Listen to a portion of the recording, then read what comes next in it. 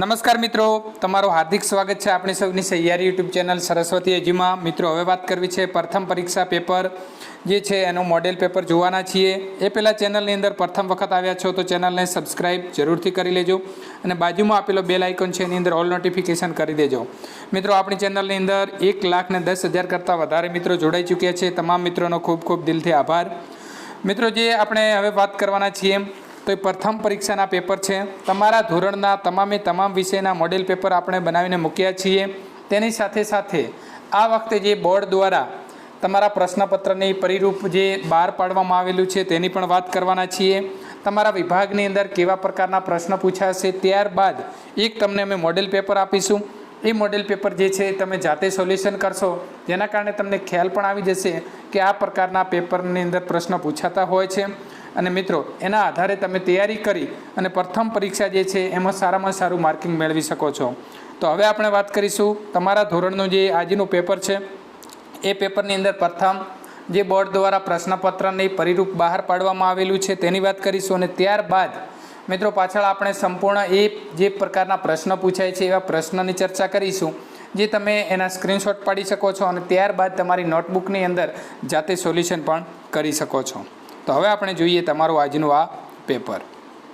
હવે વાત કરીશું પ્રથમ ગુજરાત માધ્યમિક અને ઉચ્ચતર માધ્યમિક શિક્ષણ બોર્ડ ગાંધીનગર દ્વારા ધોરણ 9 અને વિષય ગુજરાતી પ્રથમ ભાષા માટેના પ્રથમ પરીક્ષાના પ્રશ્નપત્રનું પરિરૂપ જે છે બહાર પાડવામાં આવેલું છે.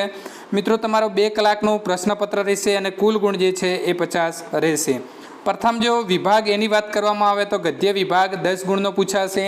એમાં પહેલો જે પ્રશ્ન હશે એની અંદર એક વાક્યમાં ઉત્તર લખો એવા 2 પ્રશ્ન પૂછાશે જેના 2 ગુણ છે.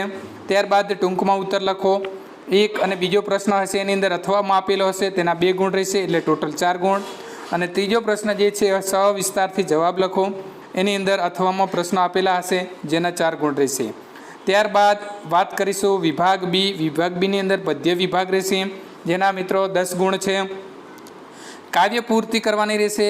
ત્યારબાદ બીજું છે ટૂંકમાં ઉત્તર લખો, અને ત્રીજો પ્રશ્ન છે સવિસ્તારથી જવાબ આપો. એની અંદર મિત્રો અથવામાં તમને પ્રશ્ન પૂછાશે. વાત કરીશું વિભાગ સી. વ્યાકરણ વિભાગ છે મિત્રો 10 ગુણનો રહેશે. બધા જ ટોપિકમાંથી 1 ગુણનું પૂછાશે. જોડણી સુધારો, ધ્વનિ છૂટા પાડો, સંજ્ઞાનો પ્રકાર જણાવો, વિશેષણનો પ્રકાર જણાવો, સંધિ છોડો, સમાનાર્થી શબ્દ, ધાતુ પ્રત્યય, સર્વનામ શોધો, રૂઢિપ્રયોગ અને શબ્દ સમૂહ માટે એક શબ્દ આપો. ત્યારબાદ તમારો છેલ્લો જે વિભાગ છે એ વિભાગ ડી અર્થગ્રહણ અને લેખન માટેનો છે, જે 20 ગુણનો રહેશે. મિત્રો, પ્રથમ વિચાર વિસ્તાર એ 2 પૂછવામાં આવશે, એમાંથી ગમે તે એક લખવાનો રહેશે જેના 4 ગુણ છે. ત્યારબાદ પત્ર લેખન અથવા તો અહેવાલ લેખન જે છે એ પૂછાશે જેના 4 ગુણ રહેશે.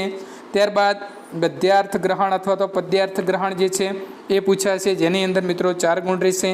અને છેલ્લો પ્રશ્ન જે છે એની અંદર નિબંધ પૂછાશે. મિત્રો, 2 નિબંધ પૂછાશે, એમાંથી તમારે ગમે તે એક લખવાનો રહેશે જેના 8 માર્ક છે. હવે મિત્રો, આ જે છે આ તમારું મોડેલ પેપર છે. આ પ્રકારના જે છે એ તમારા ગુજરાતી વિષયની અંદર જે તમારા પ્રશ્નો છે એ પૂછાઈ શકે છે.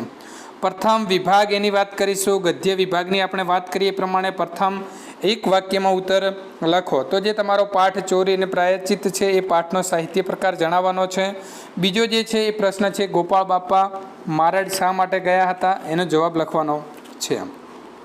બ છે તો નીચેના પ્રશ્નોના ટૂંકમાં ઉત્તર લખો.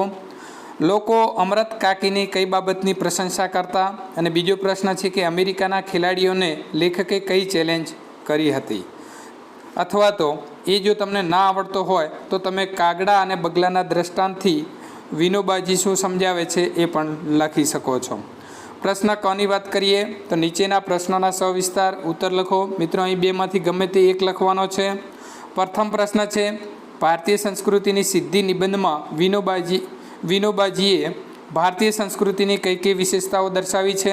અથવા તો માર્કંડી સાથેનો લેખકનો સહવાસ તમારા શબ્દની અંદર વર્ણવો. એના 4 ગુણ છે, એટલે મિત્રો તમારે સવિસ્તારથી લખવાનું રહેશે. ત્યારબાદ વાત કરીશું વિભાગ બી. પદ્ય વિભાગ છે મિત્રો. પ્રથમ જે છે કાવ્ય પૂર્તિ કરો. ગુર્જરીના ગૃહકુંજે ત્યાંથી લઈને જે અહીં ખાલી જગ્યા તમારે છે પૂરવાની છે, વાદળીઓ વરસેલી ત્યાં સુધી તમારે લખવાની છે કાવ્ય. ત્યારબાદ બની અંદર વાત કરીએ તો નીચેના પ્રશ્નોના ટૂંકમાં ઉત્તર લખો. પહેલો પ્રશ્ન છે સાંજ સમય સાંભળ્યો કાવ્યના આધારે સાંજના સમયનું દ્રશ્ય જે છે એનો તમારે આલેખન કરવાનું છે. બીજા પ્રશ્નની અંદર અથવામાં પૂછેલો છે. પહેલો પ્રશ્ન છે કામ કરે જીતે કાવ્યના આધારે શ્રમજીવીઓની અભિલાષા વર્ણવો અથવા તો સાંદીપની ઋષિના આશ્રમમાં શ્રી કૃષ્ણ અને સુદામાની દૈનિક ક્રિયાઓ કઈ હતી એ તમારે લખવાની રહેશે. તો એમાંથી ગમે તે એક લખી શકો છો. ત્યારબાદ કની વાત કરીએ તો નીચેના પ્રશ્નોના સવિસ્તારથી ઉત્તર લખો. પહેલો પ્રશ્ન છે કે પુત્ર વધુનું આગમન ઘર માટે ઉત્સવ બની ગયું છે એમ કવિ શા માટે કહે છે અથવા તો મરજીવિયા કાવ્યમાં વ્યક્ત થતો જીવન માટેનો દૃષ્ટિકોણ તમારા શબ્દમાં લખો.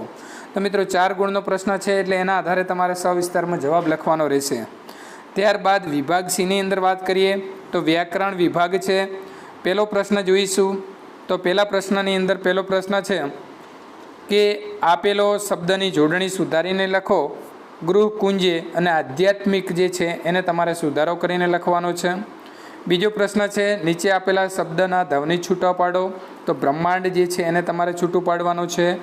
ત્રીજો પ્રશ્ન છે વાક્યમાં રેખાંકિત સંજ્ઞાનો પ્રકાર જણાવો. તો તે રાતે અમૃત કાકીને ઊંઘ ના આવી તો ઊંઘ જે છે એ કઈ સંજ્ઞા છે એ તમારે લખવાનું છે.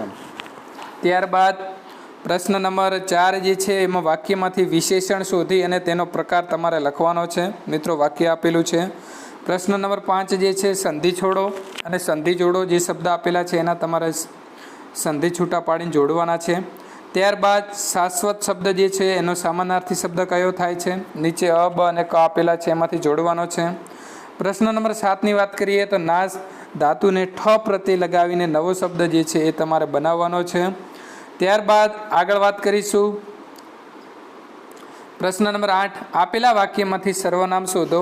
જે એમની પિતરાઈ થતી હતી તે જાગતી હતી. તો મિત્રો એને તમારે સર્વનામ શોધવાનું છે. પ્રશ્ન નંબર 9 સો ગળણે ગાળીને પાણી પીવું રૂઢિપ્રયોગનો સાચો અર્થ શું થાય એ તમારે શોધીને લખવાનું છે. તો મિત્રો નીચે અ બ અને ક આપેલા છે એમાંથી સાચો જવાબ શોધવાનો છે. ત્યારબાદ પ્રશ્ન નંબર 10 શબ્દ સમૂહ માટે એક શબ્દ આપો. ચંદ્ર જેવી શીતળ દ્રષ્ટિ એનો તમારે શબ્દ સમૂહ આપવાનો છે. ત્યારબાદ આપણે વાત કરીશું વિભાગ ડી અર્થગ્રહણ લેખન વિભાગ છે.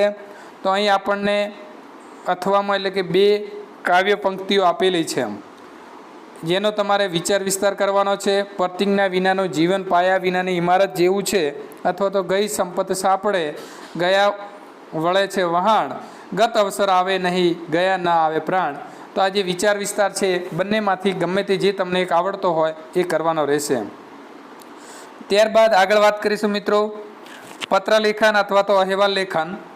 તો તમે ઘર શાળા અને તમારી શેરીની અવસ્થા કેવી રીતે જાળવો છો તેનું વર્ણન કરતો તમારા મિત્રને પત્ર લખવાનો રહેશે.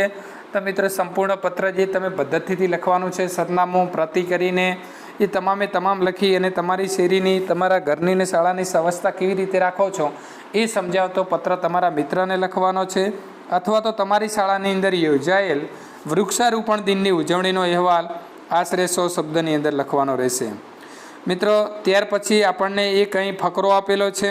આ ફકરાને તમારે સંપૂર્ણ વાંચવાનો છે અને વાંચી લીધા બાદ તમારે જે એના નીચે પ્રશ્ન 4 પૂછાયેલા છે એ 4 પ્રશ્નોના ઉત્તર આપવાના છે. તો મિત્રો ધ્યાનથી 2 વખત વાંચી જાઓ એટલે તમને જે નીચેના જે પ્રશ્નોના જવાબ છે એ પણ આવડી જશે. અથવા જો તમને ફકરો નથી ફાવતો તો અહીં આપણને કાવ્ય આપેલી છે. આ કાવ્ય તમારે વાંચવાની છે એનો અર્થગ્રહણ કરવાનો છે અને ત્યારબાદ નીચે જે આ 4 પ્રશ્નો આપેલા છે એના જવાબ તમારે લખવાના છે.